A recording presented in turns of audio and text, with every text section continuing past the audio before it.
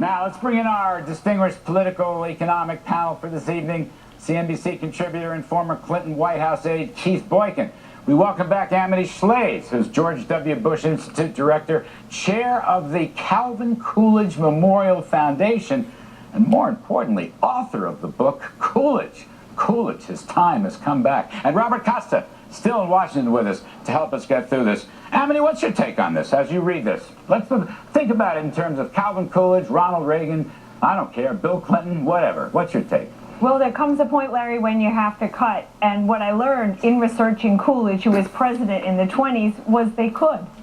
They did. Coming out of World War I, actually, we saw a lot of parallels to now. The economy was quite rough.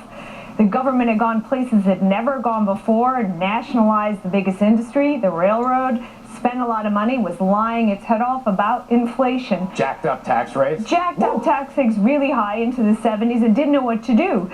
And then they came in and said, we're going to cut. Actually, both parties did.